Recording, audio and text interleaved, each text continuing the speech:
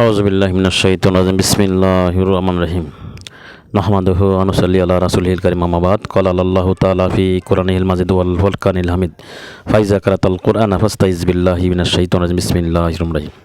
প্রিয় ভিউয়ার, আজকের video topic হচ্ছে জিন জ্বালানোর নকশা। জিন জ্বালানোর নকশা অনেকগুলো দিব, তো আজকে হলো 1 নম্বরটা, জিন জ্বালানোর নকশা 1।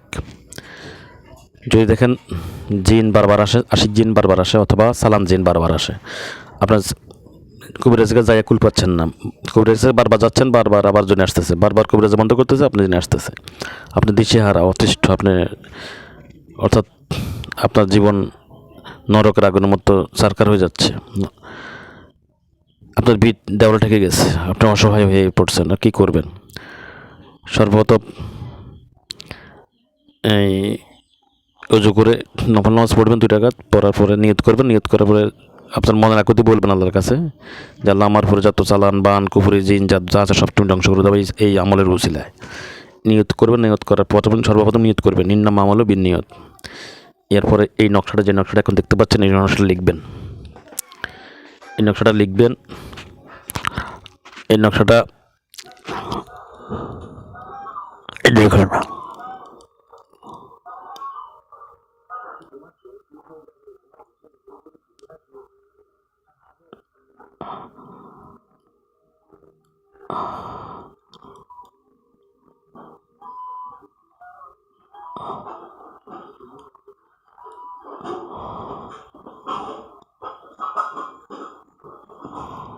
এই নকশাটা মনে করেন, নকশার মধ্যে 2 সাইডে 2টা আইন লেখা আছে, আইন।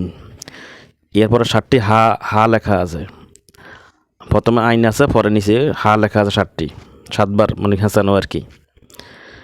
তার মাঝে লেখা আছে আবু জাহেল, তারপর লেখা আছে ইবলিস, আবু জাহেল, ইবলিস। এরপরে লেখা আছে নমরুদ, সাদ্দাত, ফেরাউন, হামান। এর নিচে লেখা আছে 3বার, লেখা আছে বিস ইউজিম। তার নিচে লেখা আছে আলিকান, মালিকান, তালিকান। এর লেখা আছে আন্তা তাআলামু মা ফি কুলুবিহিম, মানে কুলুব, মানুষের মনের অন্তরের কী আছে সে আলিকান মালিকান হুজুরা তাও বলতে পারে, মানুষের অন্তরের খবরটা বলতে পারে। এই জন্য লেখা আছে আন্তা তাআলামু মা ফি কুলুবিহিম। এই বাক্যটা আর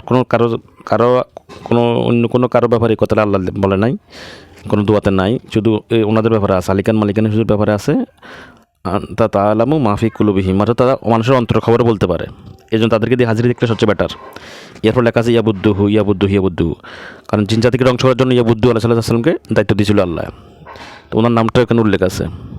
তার ডান দিকে লেখা আছে ইবলিস, নমরুদ, সাদ্দাত, ফেরাউন, হামান, সৌ খতম করদম। এরপর কী করবেন?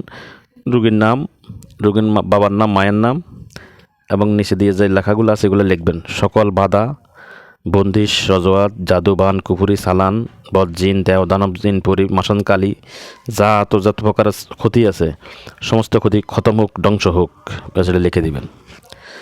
এরপরে প্রতিদিন সকালে একটা, বিকেলে একটা জ্বালাইবেন নকশাটা। যদি বেশি ক্ষতিগ্রস্ত হয় আর কি রুগী, দৈনিক একটা জ্বালাইলে চলবে, তবে যদি বেশি অসুস্থ হয় তাহলে 2টা জ্বালাইবেন, সকালে একটা, আসর পরে একটা। এবার 41 দিন জ্বালাইবেন, তো দেখবেন যে সব খতম হয়ে যাবে গা, মানে তান্ত্রিক দিশেহারা হয়ে যাবে গা। কিন্তু এত চালান ফাটে, সব চালান ধ্বংস হয়ে যায়, ঘটনা কি?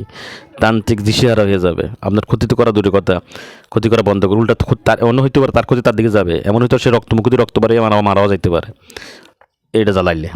এটার মারাত্মক তাসির, এই নকশাটার মারাত্মক তাসির, তান্ত্রিক মারাও যাইতে পারে, এবং অথবা যে করাইব, মানে তান্ত্রিকের কাছে যাই টাকা দিয়ে যে কাজ করাইব সেও মারা যাইতে পারে, মুখ দিয়ে রক্ত যাইয়া। ঠিক আছে, তো এই নকশাটা জ্বালাবেন, ঠিক আছে? তবে অন্যভাবে জ্বালাবেন না। যদি ঠিক আপনি অসুস্থ হন কারোর কারণে, তাহলে ওই কারণে জ্বালাবেন। তাহলে আশিক জিন হোক, চালান জিন হোক, জিনের 12টা বাজে যাবে, সব জিন জ্বলে সারকার হয়ে যাবে, জাদুবান জ্বলে যাবে, জাদুবান কুকুর যা থাকুক সব জ্বলে যাবে, পুতুলবান থাকলেও জ্বলে যাবে, যেখানে থাকুক জ্বলে যাবে, ওখান থেকে জ্বলে যাবে ইনশাআল্লাহ। ওমা তৌফিক ইল্লা বিল্লাহ।